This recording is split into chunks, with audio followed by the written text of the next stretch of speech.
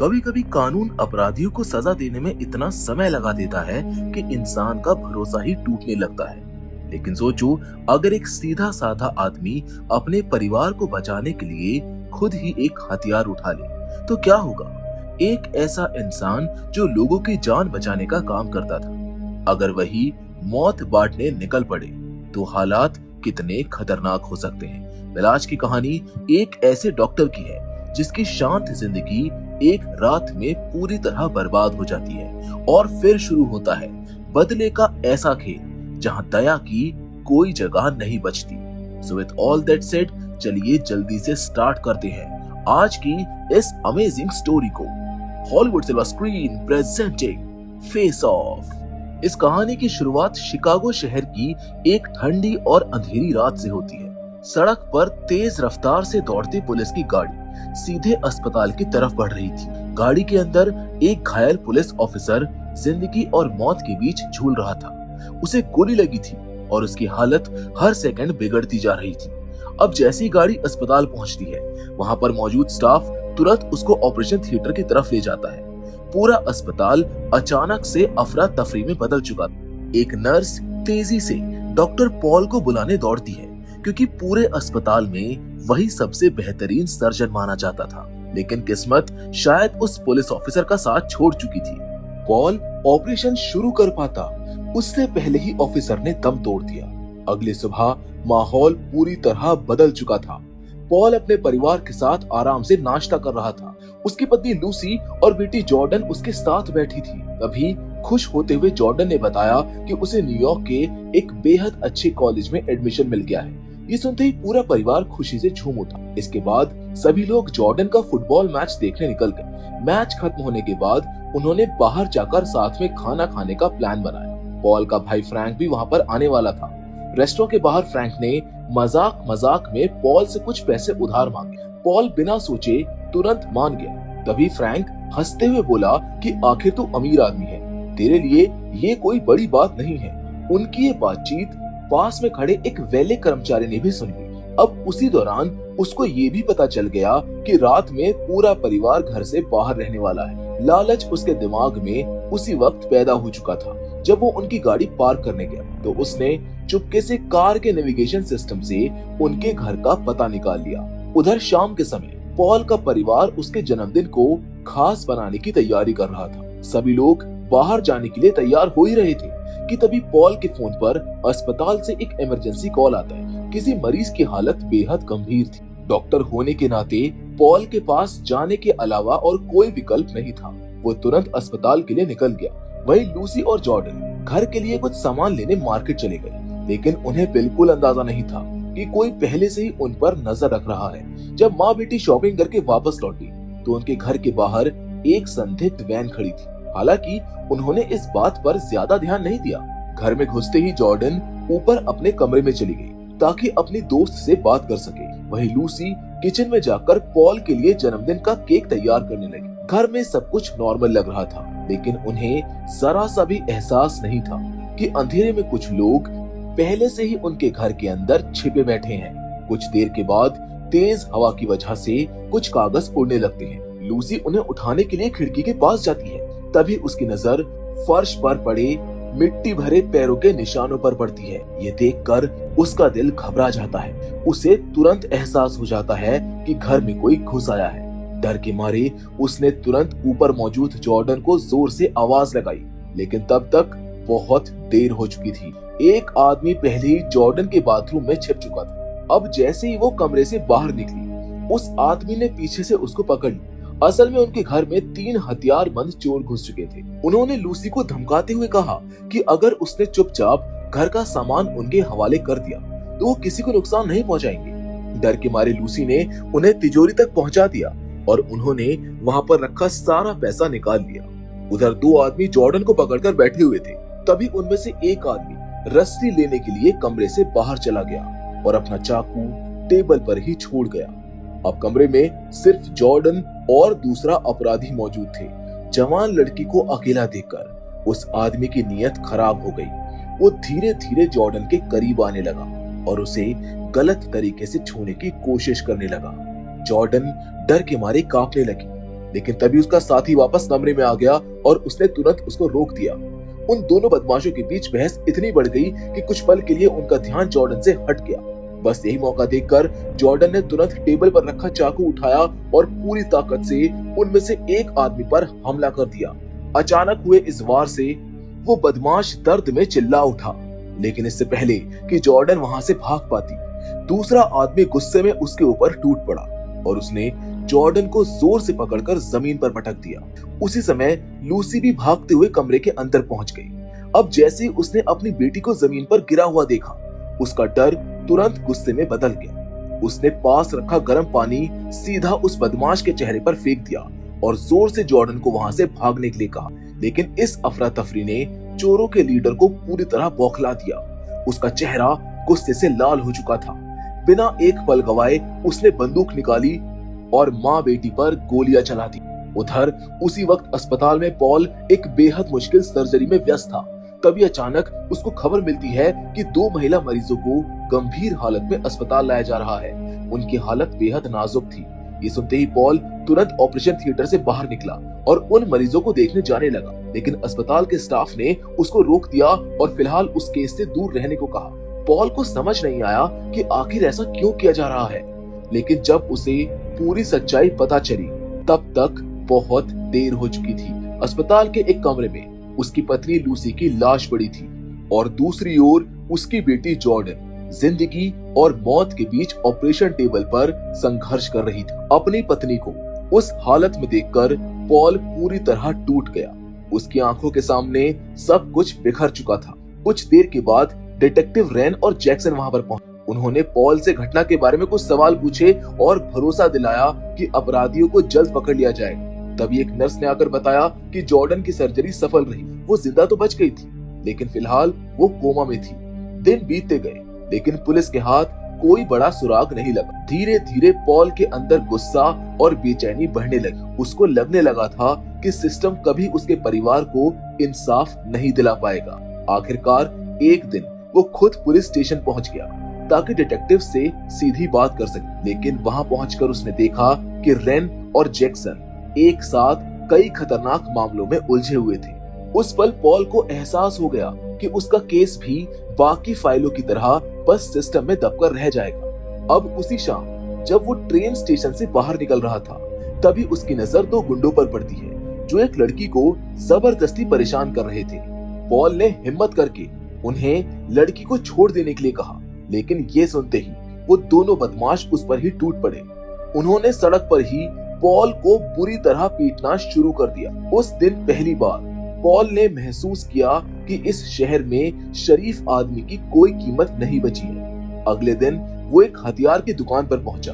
दुकान वाले ने उसे कई तरह की बंदूकें और हथियार दिखाए, लेकिन बंदूक खरीदने के लिए ढेर सारे कागजों की जरूरत और साथ ही में उसे ट्रेनिंग क्लास भी लेनी पड़ती। ये सब देखकर पॉल वहां से बिना कुछ खरीदे वापस लौट आया, लेकिन किस्मत शायद उसे दूसरी दिशा में धकेल रही थी। कुछ दिन के बाद अस्पताल में एक घायल गैंगस्टर को लाया गया। इलाज के दौरान उसकी बंदूक चुपके से नीचे गिर गई। पॉल ने बिना किसी को बताए उसे अपने पैर से बेड के नीचे सरका दिया ताकि बाद में वो निकाल सके।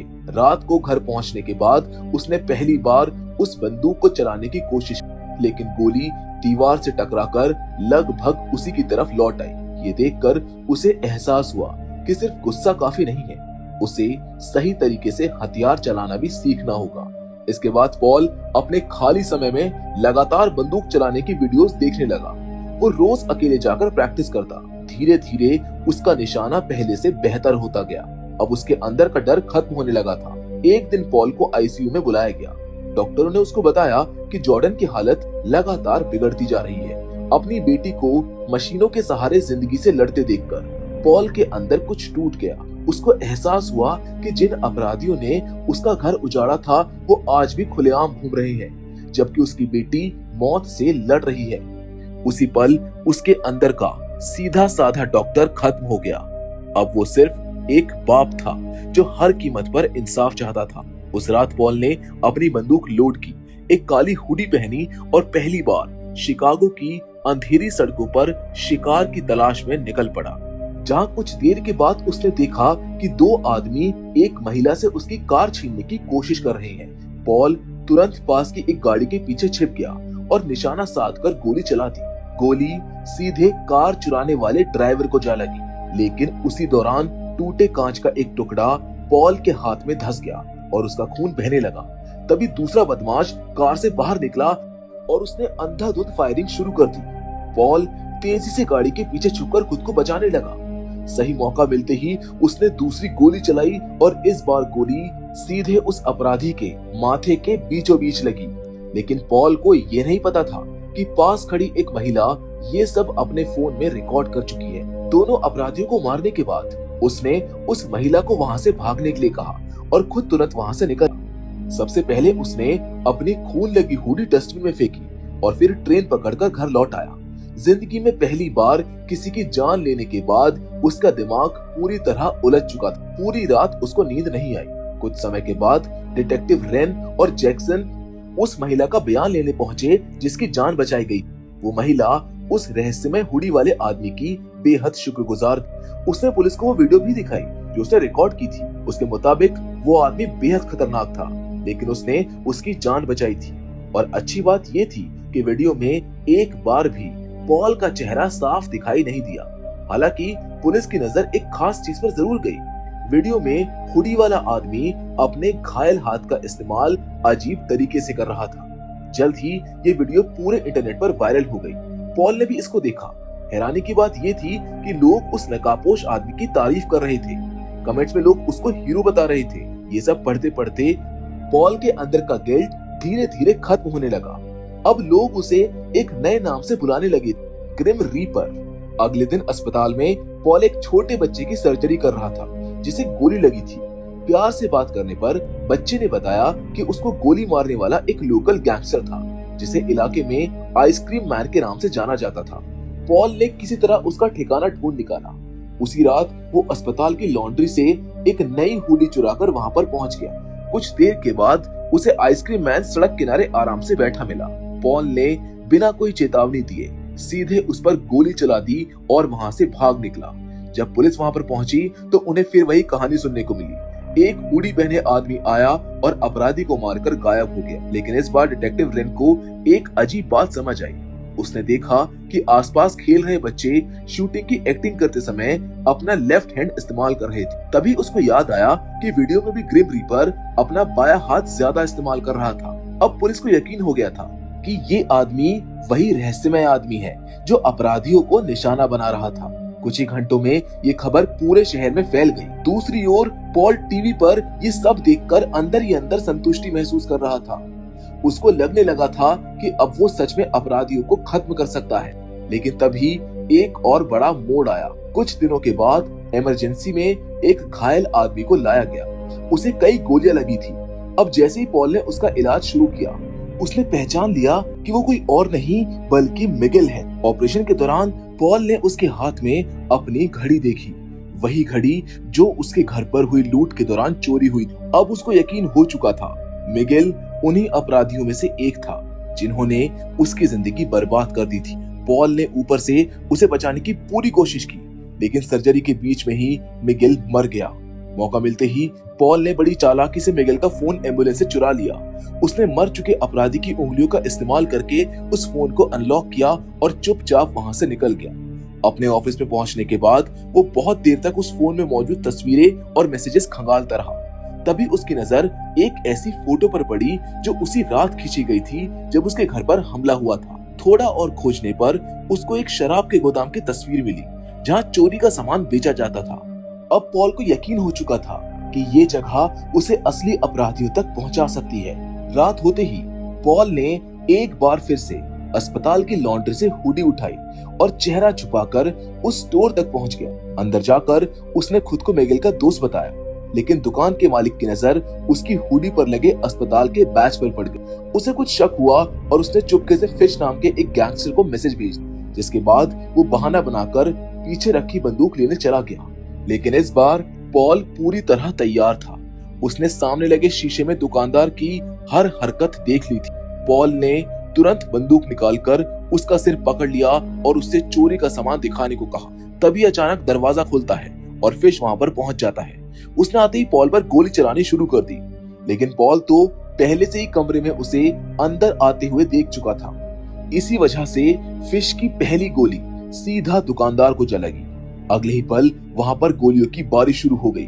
फिश लगातार फायरिंग कर रहा था, जबकि पॉल खुद को बचाने की कोशिश कर रहा था। तभी भागते समय फिश का पैर जमीन पर फैले खून पर फिसल गया और वो जोर से नीचे गिर पड़ा। मौका देखते ही पॉल ने पास रखा गिटार उठाकर उसके चेहरे पर दे मारा और फिर भारी रैक उसके ऊपर गिरा दिया। हालांकि फिश किसी तरह खुद को छुड़ाकर बाहर भाग निकला। बाहर पहुंचते ही उसने फिर से गोलीबारी शुरू कर दी, लेकिन पॉल इस बार कैमरों की मदद से उसकी हर मूवमेंट को देख रहा था। अब जैसे ही सही मौका मिला, उसने फिश के पैर में गोली मार दी। घायल फिश जमीन पर गिर पड़ा। पॉल उसके पास पहुंचा और लूसी के असली कातिल के बारे में पूछने लगा। दर्द से तड़पते हुए फिश ने जो नाम के एक मैकेनिक का नाम बताया और कहा कि उसका पता फोन में सेव है। अब जैसे ही पॉल फोन उठाने के लिए झुका, फिश ने अचानक उसे लात मारकर नीचे गिरा दिया। लेकिन इस बार पॉल पीछे हटने वाला नहीं था। उसने किसी तरह फिश को हमेशा के लिए खत्म कर दिया। इसके बाद वो वहां पर लेके कैमरों की ड्राइव निकाल कर तेजी से वहां से निकल गया। हालांकि भागते वक्त उसकी अंगूठी वहीं पर छूट गई, जिसका उसे एहसास भी नहीं हुआ। घर पहुंचते ही उसने कैमरों की रिकॉर्डिंग देखी और फिर ड्रिल मशीन से उस हार्ड ड्राइव को पूरी तरह नष्ट कर दिया ताकि कोई सबूत ना बच सके। उधर अस्पताल में पॉल ने चुपके से कुछ दवाइयां और सिरिंज भी चुरा ली। तभी डिटेक्टिव रेन और जैक्सन उससे मिलने पहुंचे। उन्होंने उसे फिश की तस्वीर दिखाई और साथ ही में उसकी मिली हुई अंगूठी भी। हालांकि उनको लगा था कि ये अंगूठी भी शायद उसी रात चोरी हुई होगी। असल में वो पॉल को ये बताने आए थे कि केस अब आगे बढ़ सकता है, क्योंकि पुलिस को कुछ नए सुराग मिले हैं। उनके जाते ही पॉल ने सबसे पहले फिश का फोन नष्ट किया और फिर सीधे जो से मिलने निकल पड़ा। जब वो गैराज पहुंचा तो जो एक गाड़ी के नीचे काम कर रहा था। पॉल ने मौका देखकर उसको बेहोश कर दिया। जब जो को होश आया तो वो एक कुर्सी से बंधा हुआ था। पॉल ने उससे पूछताछ शुरू की। शुरुआत में जो कुछ नहीं बोला, लेकिन टॉर्चर बढ़ने पर आखिरकार उसने सच उगल दिया।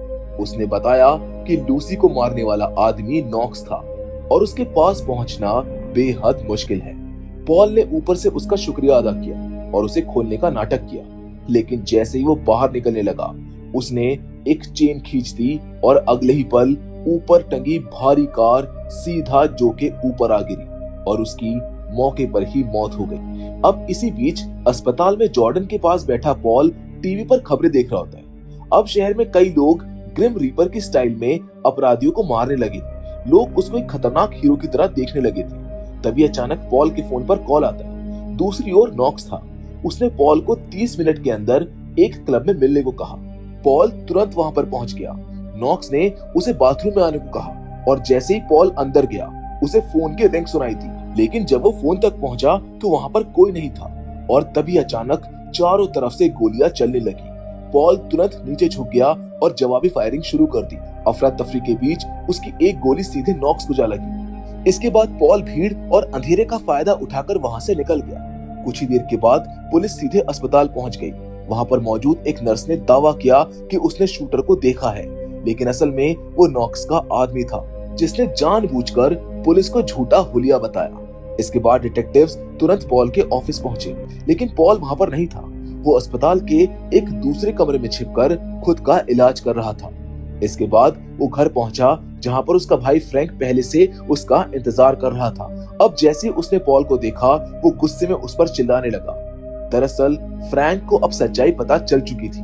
उसने बेसमेंट में छिपाई गई बंदूकें और बाकी सामान देख लिया था और समझ गया था कि उसका भाई ही ग्रिम रीपर है। उनकी बहस शुरू हो गई कि तभी घर के बाहर पुलिस पहुंच गई। दरवाजा फ्रैंक ने खोला। पुलिस ने पॉल के बारे में पूछा तो उसने झूठ बोल दिया कि वो घर पर नहीं है। अब उसी दौरान पॉल को अस्पताल से कॉल आया। उसे खबर मिली कि जॉर्डन को आखिरकार होश आ गया है। ये सुनते ही वो तुरंत अस्पताल पहुंच गया। बेटी को होश में देखकर उसकी आंखें भर आई, लेकिन अब सबसे मुश्किल काम बाकी था। उसे जॉर्डन को लूसी की मौत के बारे में बताना था। सच्चाई सुनते ही जॉर्डन जोर जोर से रोने लगी। करीब एक हफ्ते बाद जॉर्डन को घर ले जाने की अनुमति मिल गई। कुछ समय के बाद पुलिस उससे पूछताछ करने पहुंची, लेकिन उसे उस रात की कोई बात याद नहीं थी। तभी पॉल और जॉर्डन लिफ्ट में दाखिल होते हैं और उसी समय नॉक्स वहां पर पहुंच जाता है। पुलिस के सामने उसने ऐसा व्यवहार किया जैसे वो उन्हें जानता तक नहीं हो। लेकिन जाते जाते उसने जॉर्डन से कहा कि वो जल्द ही उनसे मिलने आएगा। ये सुनकर पॉल समझ गया कि खतरा अभी खत्म नहीं हुआ है। इसके बाद वो सीधे गन स्टोर गया और इस बार उसने कानूनी तरीके से कई हथियार खरीद लिए। उसी रात जॉर्डन सोने ही जा रही थी कि तभी पॉल ने बाहर कुछ संदिग्ध हरकत देख ली। उसने तुरंत जॉर्डन को सीढ़ियों के नीचे छिपने और पुलिस को कॉल करने को कहा। कुछ ही देर के बाद एक आदमी पीछे के दरवाजे से घर के अंदर घुस आया और सीधे पॉल के कमरे में जाकर बिस्तर पर गोलियां बरसाने लगा। लेकिन वहां पर तो सिर्फ तकिए रखे थे। दूसरा आदमी बाथरूम से आती शावर की आवाज की तरफ बढ़ा, लेकिन वो भी पॉल का जाल, क्योंकि जैसे ही वो करीब पहुंचा पॉल ने उसके सर में गोली मार दी। लेकिन तभी बेसमेंट से आवाज आई। पॉल नीचे पहुंचा तो नॉक्स पहले से वहां पर मौजूद था। उसने पॉल के कंधे में गोली मार दी और उसे सोफे पर गिरा दिया। उसी वक्त छिपी हुई जॉर्डन डर के मारे चीखते हुए बाहर निकल आई। नॉक्स का ध्यान कुछ सेकंड के लिए भटका और बस यही गलती उसकी आखिरी गलती साबित हुई। पॉल ने टेबल के नीचे छिपाई गई बंदूक निकाली और नॉक्स को गोली मार दी। कुछ देर के बाद पुलिस वहां पर पहुंच गई। पॉल ने उन्हें बताया कि उसने ये सारे हथियार आज ही खरीदे थे ताकि जॉर्डन के होश में आने के बाद वो उसकी सुरक्षा कर सके। उसने तो यहाँ तक कह दिया कि अगर पुलिस चाहे तो वो सारे हथियार वापस जमा कर देगा। डिटेक्टिव रेन और जैक्सन समझ चुके थे कि पॉल पूरी सच्चाई नहीं बता रहा है, लेकिन वो ये भी जानते थे कि उसने जिन लोगों को मारा था वो सब के सब खतरनाक अपराधी थे। इसीलिए आखिरकार उन्होंने इस पूरे मामले को यहीं पर खत्म करने का फैसला कर लिया और इसी के साथ ये कहानी भी खत्म हो जाती है, जो एक ऐसे इंसान की कहानी थी जो कभी लोगों की जान बचाया करता था, लेकिन हालातों ने उसे मौत बांटने वाला बना दिया। मैं उम्मीद करता हूँ कि आपको पॉल की कहानी पसंद आई होगी। बाकी फिलहाल आज के इस वीडियो में बस इतना ही, लेकिन हमेशा की तरह हम आपसे जरूर मिलेंगे और वो भी एक और नई इंटरेस्टिंग कहानी के साथ। पर तब तक के लिए धन्यवाद।